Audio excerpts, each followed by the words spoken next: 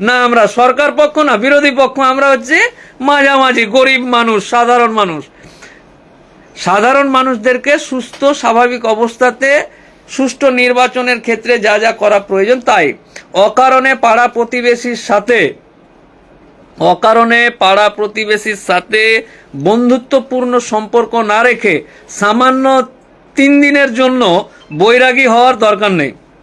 3 দিনের জন্য বৈরাগী হয়ে গেলেন, ভাবলেন যে আপনি রাজনীতি করছেন, না জানি কি হয়ে গেছে, ভাতকে অন্ন বলতে লাগলেন, এই আমাকে 2 মুঠো অন্ন দে, না ভাত দে। কারণ 3 দিন পর যখন ইলেকশনটা শেষ হয়ে যাবে, নির্বাচনটা শেষ হয়ে যাবে, আবার সেই ওই কালু আবার ধলু এদের সাথে খেলতে হবে, ঘুরতে হবে, সময় পাস করতে হবে। হঠাৎ করে নতুন করে আহামরি কিছু হলো না, এলিয়ান না মঙ্গল গ্রহ থেকে চলে আসলো, এরকম ব্যাপার নয়। আমরা যারা বসবাস করি একই জায়গায়, আমরা সবাই এক। রাজনৈতিক দল, রাজনৈতিক মতবাদ আলাদা থাকতে পারে, কিন্তু প্রতিবেশীটা সবার আগে। প্রতিবেশী, কারণ এই যে জাস্ট 4 তারিখের পর রেজাল্ট ঘোষণা হয়ে গেল, আবার সেই চলো।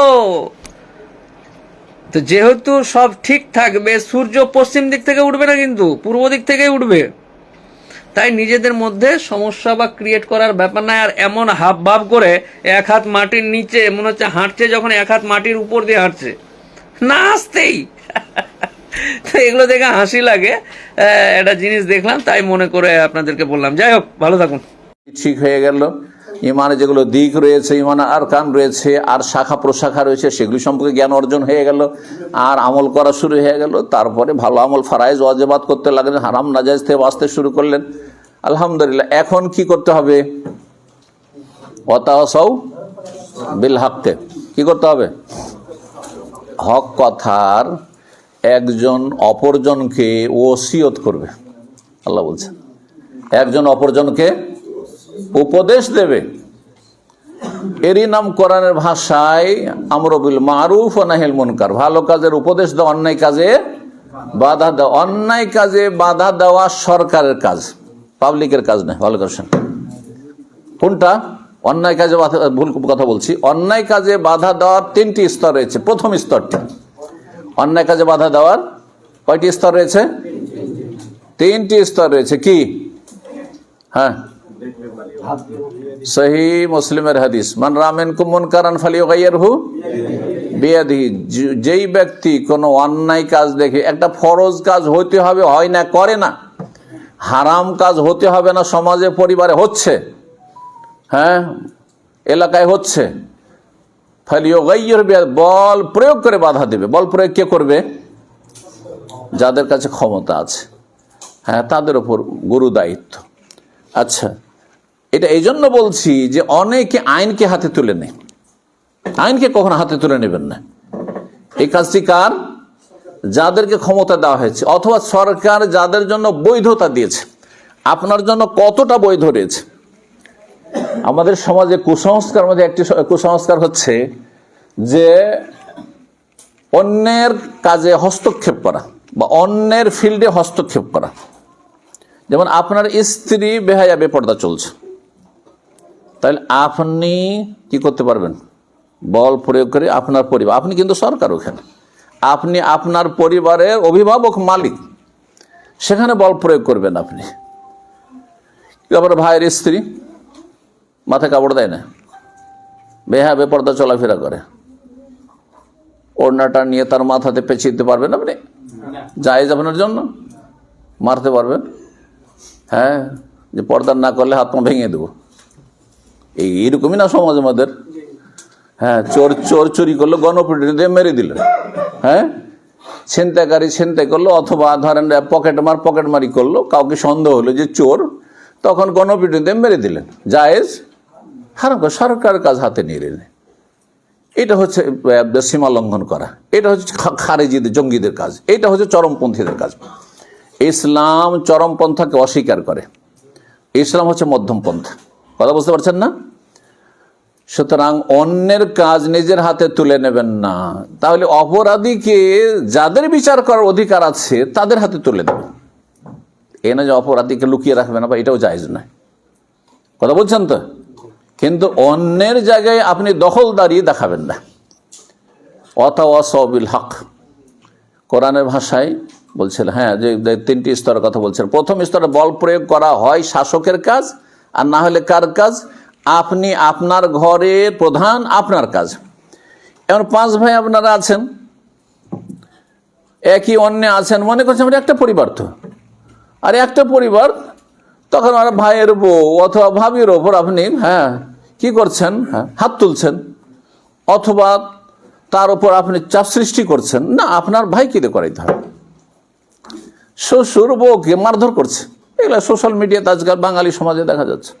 শ্বশুর বৌমাকে, ছেলের বউকে মারধর করছে, হারাম কাজ এটি। তার অধীনস্থ না, তার সাথে খাওয়া দাওয়া করছে, তার ছেলের অধীনস্থ তার স্ত্রী, তার কে সে? এই দেশি তরিকাতে ইসলাম বুঝলে হবে না, ইসলামের তরিকাতে ইসলাম বুঝতে হবে, যাতে করে অশান্তি সৃষ্টি না হয়। এর তো রিয়াকশন হতে পারে, রিয়াকশন হতে গিয়ে পারিবারিক কলহ বিবাদ হতে পারে। ছেলের মধ্যে আক্রোশ চলে আসতে পারে। ছেলে বউকে এত ভালোবাসে যে বাপের শত্রু হয়ে যেতে পারে, মায়ের শত্রু হয়ে যেতে পারে, মায়ের গায়ে হাত তুলতে পারে, বাপের গায়ে হাত তুলতে পারে। ক্ষয়ক্ষতির দিকগুলি রয়েছে। যে কথাগুলি বলছিলাম, এই কথাটি বোঝানোর জন্য ওয়াতাওয়াসাউ বিল হকের ক্ষেত্রে যে বল প্রয়োগ করার বিষয়টি, শেষই যার হাতে আল্লাহ ক্ষমতা দিয়েছেন বা যাকে বৈধতা দিয়েছেন তার জন্য, এক কথা সংক্ষেপে। তারপরে দ্বিতীয় স্তর কথার দ্বারা। এই কথার দ্বারা ভালো মানুষ বানাইতে হবে, খারাপ মানুষের সংখ্যা কমাইতে হবে, চোরের সংখ্যা কমাইতে হবে, অসৎ লোকের সংখ্যা কমাইতে হবে, বেঈমানদের সংখ্যা কমাইতে হবে, বেনামাজির সংখ্যা কমাইতে হবে, যারা মদখোর তাদের সংখ্যা কমাইতে হবে, গাঁজাখোরদের সংখ্যা কমাইতে হবে, জুয়ারিদের সংখ্যা কমাইতে হবে। এক কথায় সামাজিক বা বিভিন্ন রকমের যেসব অপরাধ রয়েছে, বিভিন্ন অপরাধে যারা জড়িত, তাদের সংখ্যাকে কমাতে হবে, ভালো মানুষের সংখ্যা বাড়াইতে হবে। এটি ইসলামের মূলনীতি। এটি দ্বিতীয় যে স্তর, সেটা হচ্ছে ফাবেলিসানেহি, কথার দ্বারা। বিভিন্ন রকমের দিনী দর্শের মাধ্যমে, দিনী আলোচনার মাধ্যমে, দিনী মাহফিল আওয়াজের মাধ্যমে, অথবা লিখনির মাধ্যমে, বিভিন্ন গ্রুপে ইসলামের কথা, ইসলামের উত্তম আদর্শের কথা প্রচার প্রসারের মাধ্যমে, বিভিন্ন যতগুলি মাধ্যম রয়েছে বৈধ মাধ্যম, সেসব মাধ্যম দিয়ে। তো এই উদ্দেশ্যে আমাদেরকে কাজ করে যেতে হবে ওয়াতাওয়াসাউ বিল হকের ক্ষেত্রে। এটা যেখানে সম্ভব নয়, এমন মানুষ জালেম যে যাকে বলাও যাবে না, ভালো ভাষাতে বলা যাবে না, বললে সেখানে বড় ধরনের ক্ষয়ক্ষতি হতে পারে, অশান্তি সৃষ্টি হতে পারে, তখন ফাবে কালবেহি, অন্তর থেকে ঘৃণা করে প্রতিবাদ করতে হবে। অন্তর থেকে পাপকেও ঘৃণা করতে হবে, পাপীকেও ঘৃণা করতে হবে। এটি ভুল কথা। আমাদের দেশের মুসলিম সমাজে পাপকে ঘৃণা করো, পাপীকে ঘৃণা করিও না, বরং পাপ আর পাপী অতপ্রতভাবে জড়িত, সুতরাং দুটোকে ঘৃণা করতে হবে, কিন্তু ঘৃণা প্রকাশ করতে হবে না। এখানে গিয়ে অনেকে ভুল বুঝে, আর যার ফলে বলে এই ও পাপী, ওকে সালামই দেবো না। না, যে কোনো মুসলিম যতক্ষণ পর্যন্ত ইসলামের গণ্ডিতে আছে, কাফের মোরতাদ হয়ে যায়নি, ততক্ষণ সালাম পর অধিকার রাখে। ফাঁসেকে সালাম দেবেন না আপনি? একটা লোকে দাঁড়িয়ে নেই সেজন্য সালাম দেবেন না? একটা লোক ধূমপান করে সে সালাম দেবেন না? এটা হলো বিভিন্ন হারাম খায় সেজন্য তাকে সালাম দেবেন না আপনি? না, মোটেই না, ভুল কথা এটি, এগুলো চরমপন্থা। অন্তর থেকে ঘৃণা করা মানে ঘৃণা প্রকাশ করা নাই। যদি ঘৃণা প্রকাশ করে সংশোধন হয়, তাহলে কখনো প্রকাশ করা যেতে পারে। অধিকাংশ ক্ষেত্রে ঘৃণা প্রকাশ করলে সংশোধন হয় না, আরো মানুষ বিদ্রোহী হয়ে যায়, বিদ্বেষী হয়ে যায়, আপনার কথা শুনতে চাইবে না, আমার কথা শুনতে চাইবে না। যদি একটা মদখোরকে বলেন যে তোমাকে আমি ঘৃণা করি, আর বলে মদ খাওয়া হারাম, এটি হচ্ছে উম্মুল খাবায়েস, সমস্ত পাপের জড়, আপনার কথা শুনবে? কোরআন আয়াত যদি পড়েন, হাদিস শোনান, শুনবে? কেন শুনবে না? তুমি তোমাকে ঘৃণা করো, তাই না? না, তাহলে এই যে বুঝগুলি রয়েছে অনেকে ক্লিয়ার করে বলে না, যার ফলে অন্তর থেকে ঘৃণা করে প্রতিবাদ করতে হয়, মানে ঘৃণা প্রকাশ করতে হবে, এই কথা তো নাই। এই সামান্য ভুল বোঝার কারণে নিজেও বিভ্রান্ত, আর আপনি লাভের জায়গায় ক্ষতি করে ফেলছেন। আপনি এই কাজটি করবেন না। যে কথাটা বলছিলাম ওয়াতাওয়াসাউ বিল হক সম্পর্কে, এটি হচ্ছে আপনার ইসলাহি কাজ, এর অপর নাম কোরআনের ভাষায় সংশোধনমূলক কাজ, সংশোধনমূলক কাজ করবেন। এর নাম হচ্ছে দাওয়া ইলা আল্লাহর দিকে ডাকা, এর নাম হচ্ছে আল্লাহর দিনের দিকে ডাকা, এর নাম হচ্ছে জান্নাতের দিকে ডাকা। এ কোরআনের ভাষায় একে আল্লাহর মাগফিরাতের দিকে আহ্বান করা। বিভিন্ন ভাষা রয়েছে কোরআনে কারীম। এই কাজটি অত্যন্ত ফজিলতপূর্ণ কাজ, মহত্বপূর্ণ কাজ। এক্ষেত্রে দু একটি পয়েন্ট বলি। স্বয়ং আল্লাহ রাব্বুল আলামিন কোন দিকে মানব জাতিকে ডাকছেন? শান্তির দিকে না অশান্তির দিকে? শান্তির দিকে, তাই না? আল্লাহ বলছেন ওয়াল্লাহু ইয়াদউ ইলা দারিস সালাম। আল্লাহ তোমাদেরকে ডাকছেন, খুব সহজ ভাষায় বলছি, আল্লাহ তোমাদেরকে আহ্বান করছেন, ডাকছেন কোন দিকে? দারুস সালামের দিকে। দার মানে ঘর, আর আসসালাম মানে আলহামদু মানে কি? সমস্ত প্রশংসা, সার্বিক, তাই না? যাবতীয় প্রশংসা। ঠিক ওই রকম আসসালাম, সালাম শান্তি, আর আসসালাম যখন বলবেন তখন ওই আলহামদুর মতোই তর্জমা করেন, তাইলে যাবতীয় শান্তির দিকে, যাবতীয় শান্তির ঘরের দিকে আল্লাহ ডাকছেন, যেখানে সার্বিক শান্তি রয়েছে। আল্লাহু ইয়াদউ ইলা দারিস সালাম। তাহলে দিনের দাওয়ার কাজ, দিনের দিকে আহ্বান করা, ভালো মানুষ বানানো মানুষকে, এটি হচ্ছে শান্তির ঘরের দিকে আহ্বান করা। এটি কার কাজ? প্রথম, সর্বপ্রথম আল্লাহর কাজ। স্বয়ং আল্লাহ এই কাজটি করেছেন, স্বয়ং আল্লাহ এই কাজটি করেছেন। তারপরে এখানে আর একটি জিনিস শিখার বিষয় রয়েছে, এবং আমাদের পাশে প্রতিবেশী যারা মুসলিম রয়েছে তাদেরকে মেসেজ দেওয়ার বিষয় রয়েছে, যে আমরা আসসালাম শান্তি দিই, পিসের দিকে ডাকছি, কিন্তু আমরা অশান্তি দিয়ে ডাকি না। কারণ আমাদের রব সৃষ্টিকর্তা, আমাদের আল্লাহ, তিনি কোন দিকে ডাকছেন? শান্তির ঘরের দিকে ডাকছেন, অশান্তির ঘরের দিকে ডাকছেন, অশান্তির ঘরের দিকে ডাকছেন না। আল্লাহু ইয়াদউ ইলা দারিস সালাম ওয়া ইয়াহদি মান ইয়াশাউ ইলা সিরাতিন মুস্তাকিম। অন্য আয়াতে বলছে আল্লাহু ইয়াদউ ইলাল জান্নাতি ওয়াল মাগফিরাতি বিইজনিহি। আল্লাহ তোমাদেরকে ডাকছেন কোন দিকে? ইলাল জান্নাতে, জান্নাতের দিকে ডাকছেন। ওয়াল মাগফিরা, আর কোন দিকে ডাকছেন? তার ক্ষমার দিকে, মার্জনা দিয়ে ডাকছেন। যখন মানুষের সাথে শত্রুতা হয়ে যায়, মনোমালিন্য হয়ে যায়, তখন কি ডাকে, ইশারা ইঙ্গিতে যে আমরা একটু মিলে যাই, না পালাবার চেষ্টা করে? তাহলে মানুষের চিন্তা চেতনা কত সংকীর্ণ। কারোর সাথে শত্রুতা হলে ও আপনাকে দেহে পালাচ্ছে, আপনি ওকে দেহে পালাচ্ছেন, আপনি ওকে এড়িয়ে যাচ্ছেন, সে আপনাকে এড়িয়ে যাচ্ছে। পক্ষান্তর রব্বুল আলামিন কি করছেন? সমস্ত মানুষকে ডাকছেন কোন দিকে?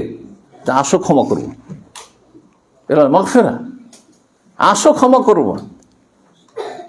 মুসলিমকে শুধু নয়, কোরআনে কারীম সূরাতুল মায়েদায় রয়েছে, খ্রিস্টানদের কথা আল্লাহ বলছেন, যারা বলছে এক আল্লাহ নয়, তিন আল্লাহ, তৃতীয়বাদ বিষয়, ইন্নাল্লাহা সালিসু সালাসা, তাদের কথা উল্লেখ করার পরে বলছেন আফালা ইয়াতুবুনা ইলাল্লাহি ওয়া ইয়াস্তাগফিরুনা।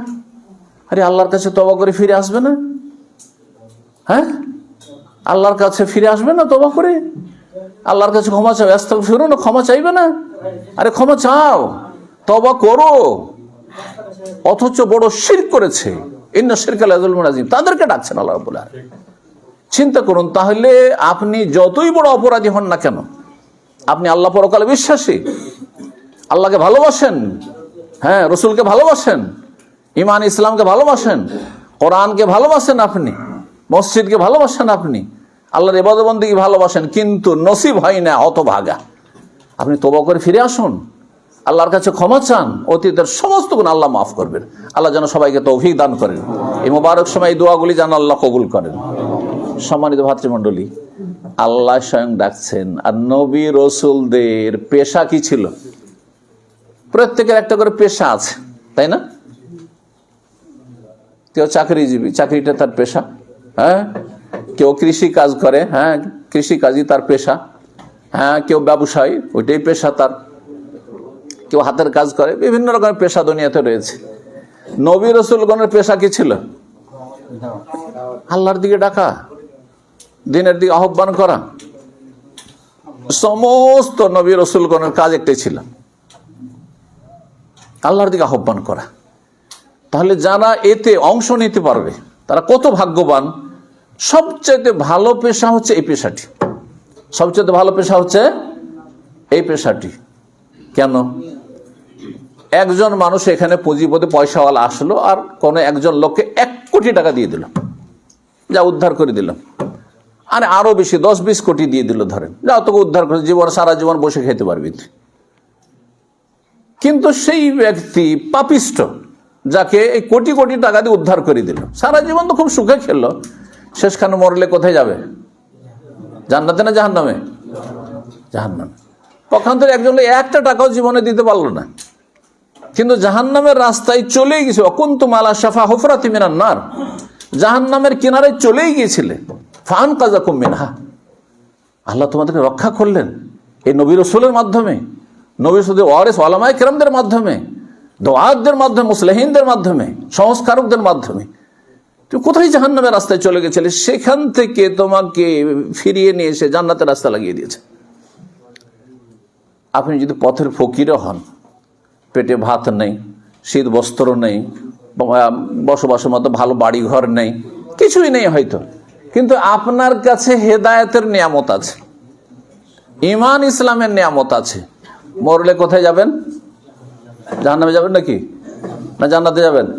অবশ্যই জান্নাতে যাবেন, ঠিক না? তাহলে কত বড় ভালো পেশা, চিন্তা করেন কাজটি। এই পেশাতে সামান্য যদি অংশ রাখতে পারেন, সামান্য একটু বসে অংশ, এখানে বসলেন, এসে অনেক বড় কাজ করলেন, এবং এই পথে অবিচল থাকতে হবে। এটা নয় যে টেম্পোরারি। যারা আজকাল মুসলিমদের অবস্থা হচ্ছে, মৌসুমি ইবাদত বন্দেগী পছন্দ করে অন্যদের মতো, অন্যদের যেমন সিজনাল কিছু, হ্যাঁ আরাধনা উপাসনা আছে, হ্যাঁ কিছু আছে, ধর্মকর্ম আছে, ঠিক তেমনি অধিকাংশ মুসলিমরা তাই পছন্দ করে। এই যে রমজানে মুসল্লি হয়ে যায়, বাপ মা মরলে মুসল্লি হয়ে যায়, বালা মুসিবত আসলে মুসল্লি হয়ে যায়, মক্কা মদিনে গেলে একবারে খুব পরেশগার হয়ে যায়, হ্যাঁ হজ উমরায় গিয়েছে, সে খুব মুসল্লি হয়ে গেছে, খুব ধার্মিক হয়ে গেছে, আবার এসে হারাম জীবন যাপন করছে। না, এটা হইলে হবে না। এই জন্য আল্লাহ বলছে ওয়াতাওয়া সবিস সবরে, একে অপরকে সবরের জন্য, ধৈর্যের জন্য উপদেশ দেবে। কে বলতে পারে আপনাদের মধ্যে যে সবর কত প্রকার? এটা দিয়ে আলোচনা শেষ করে দেবো। হ্যাঁ, 3 প্রকার। মাশাআল্লাহ, কি কি? আলাল মাসিয়া না আনিল মাসিয়া? আনিল মাসিয়া। হ্যাঁ, গোলমাল, প্রিপোজিশনে গোলমাল হয়ে যাবে। ইংরেজিতে যেমন প্রিপোজিশনের কায়দা গ্রামার আছে, তেমন আরবিতে আছে সেলা। হ্যাঁ, আসসাবরু আনিল মাসিয়া, হ্যাঁ আসসাবরু আলাল বালা ওয়াল মাসাইব। সবর, ধৈর্য।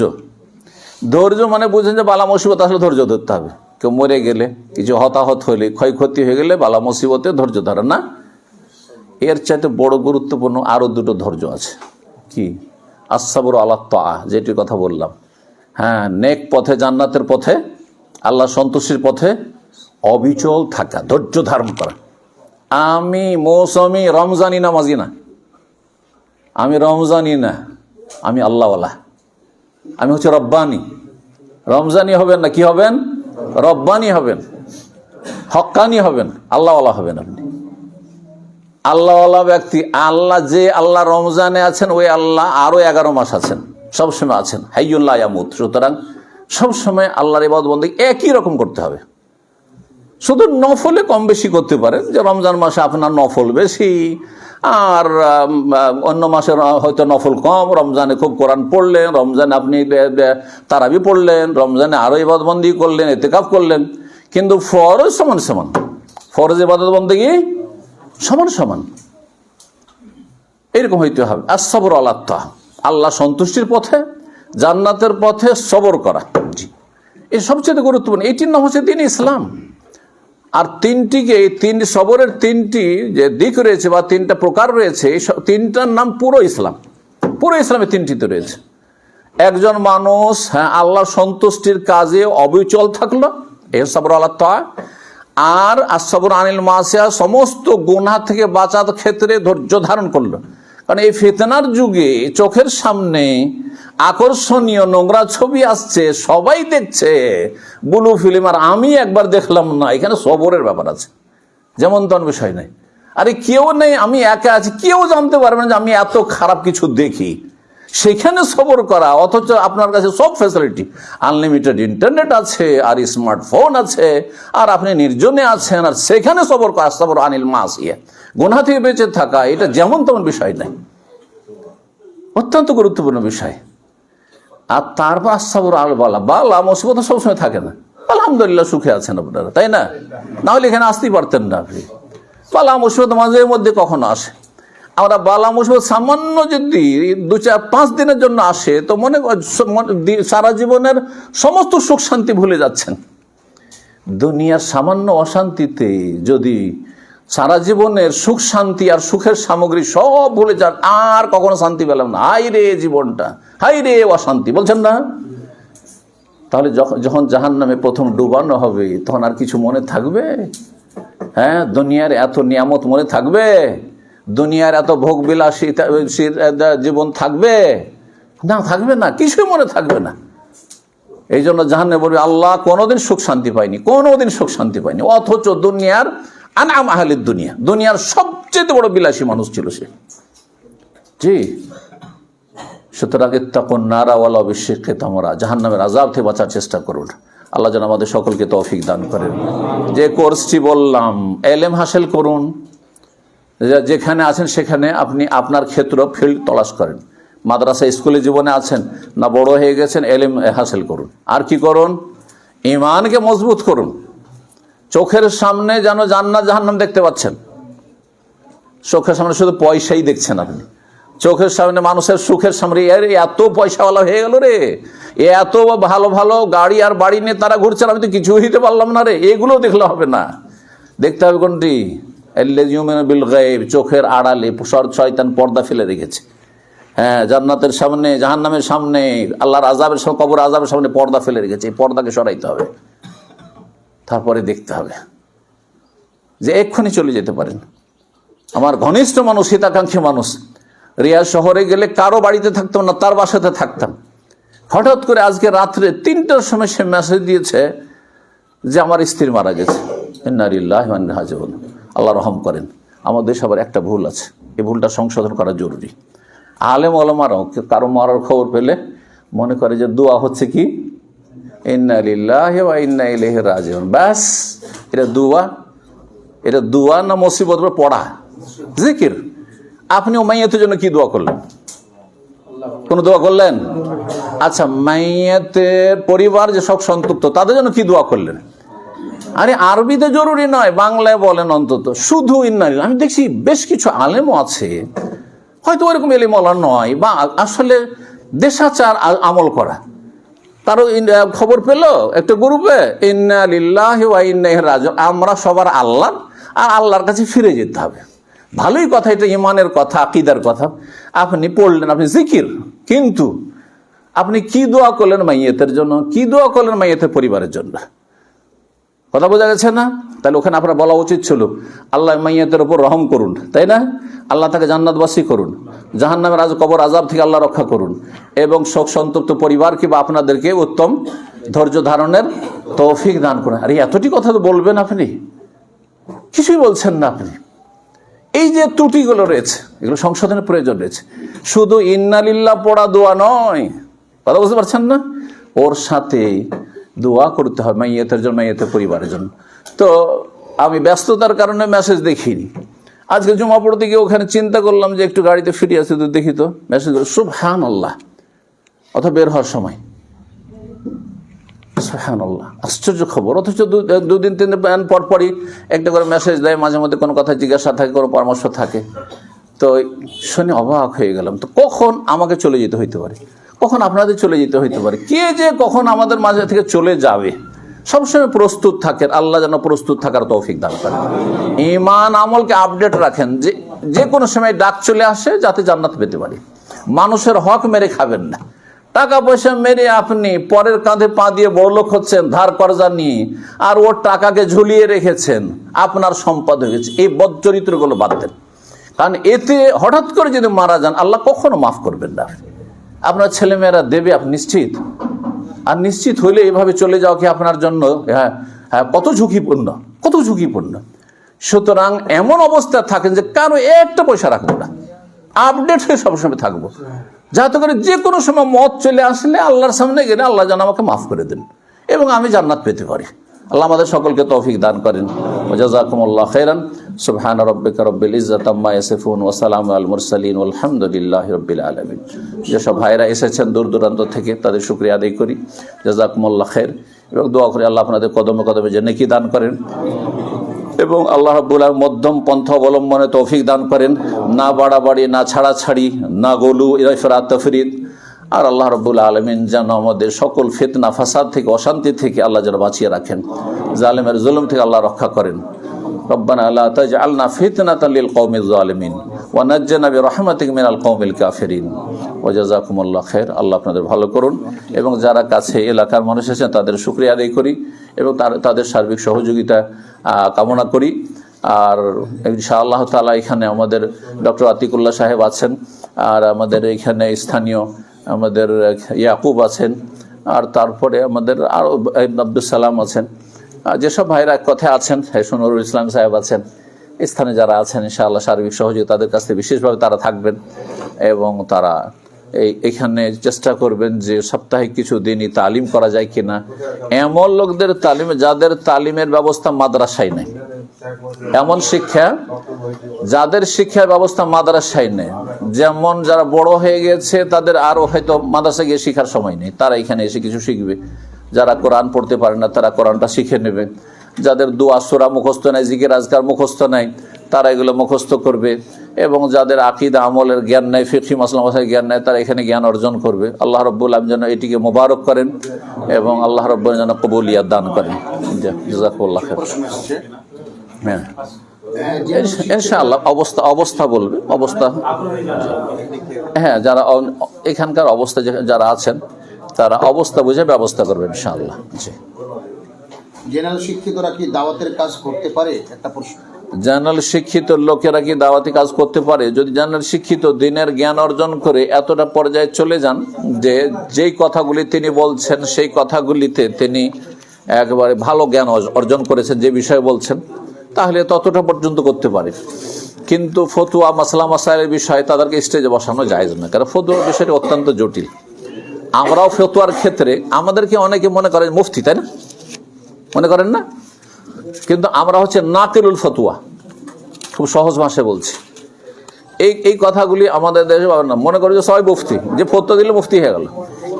আমরা ফতুয়া বড়দের নকলকারী, শেখ ইবনে বাজ, শেখ বিন উসাইমিন, শেখ আলবানী, ইবনে তাইমিয়া, তারপরে আরো আইম্মায়ে কেরাম, হ্যাঁ, সবার কথাগুলির মধ্যে কোনটা কোরআন সুন্নাহর কাছাকাছি সেটা আপনাদের সামনে নকল করি। আমরা নাকেলে ফতুয়া, মুফতি না। কথা বুঝতে পেরেছেন? এখন আমি যদি নাকেলে ফতুয়া হই, তো এতদিন পড়াশোনা করে 30 বছর তো মদিনা পড়তে পড়তে 30 বছর কাছিয়ে দিয়েছি, তারপরে পড়াশোনা করতেই আছি। তাহলে আপনি একজন জেনারেল শিক্ষিত লোককে দাওয়ার স্টেজে নিয়ে বসে তারপরে তখন এরকম প্রশ্ন করা শুরু করলেন, আর হালাল হারাম জায়েজ না জায়েজ সব রকম ফতোয়া দিচ্ছে, এগুলো জায়েজ নয়, এগুলো সীমা লঙ্ঘন করছেন। জি, বারাকাল্লাহু ফিকুম। জামাতপন্থী ও বেদাত আকীদা ইমামদের পিছনে নামাজ আদায় করা যাবে কি? দেখেন, আমরা মধ্যম পন্থা অবলম্বন করি। প্রথম কথা, এলাকা হচ্ছে আহলে হাদিস এলাকা। যদি আহলে হাদিস মসজিদ পান তাহলে বেদাতের পেছনে নামাজ পড়া অবশ্যই আপত্তিকর, মাকরুহ। কারণ বেদাত তো আছেই, যদিও ছোট বেদাত হোক না কেন। আর বেদাত যদি বড় বেদাত থাকে, শিরকের বেদাত, কুফরির বেদাত থাকে, তাহলে তাদের পিছনে সালাত জায়েজ নয়। কিন্তু সাধারণত যাদের কথা বললেন, এদের মধ্যে যে বেদাতগুলি রয়েছে বাহ্যিক, অত ভিতরে না ঢুকে, সেই বেদাতগুলি মোটামুটি ইসলামের গণ্ডিতেই রাখে, গুনাহ কিন্তু ইসলাম থেকে বের করে দেয় না। যার ফলে নাই মামাতে কানা ভালো। যদি দেখেন যে আহলে হাদিস মসজিদে নাই, তখন তাদের পিছনে নামাজ পড়বেন। কিন্তু আহলে হাদিস মসজিদ থাকে তাদের পিছনে নামাজ পড়বেন না। জি, বারাকাল্লাহ। একটা প্রশ্ন, যে আল্লাহ যাকে চান হেদায়েত দান করেন আর যাকে চান পথভ্রষ্ট করেন। আমি যে পথভ্রষ্ট, এটা কি আল্লাহর জন্য? নাউযুবিল্লাহ। আপনি পথভ্রষ্ট সেজন্য আল্লাহ বলেছেন। তকদিরের প্রতি ইমানের একটা হচ্ছে ইলমুল্লাহ, স্তর, 4টি স্তর। একটা হচ্ছে ইলমুল্লাহ, আল্লাহ আছে, তাই না? আল্লাহ সব জানছেন। কিতাবাতুল্লাহ, আল্লাহ চান। মাশিয়াতুল, আল্লাহর চাওয়া। আল্লাহর চাওয়া আপনার স্বাধীনতার পরিপন্থী নয়। হ্যাঁ, আপনার আল্লাহর জ্ঞান, আল্লাহর এলেম আপনার স্বাধীনতার পরিপন্থী না।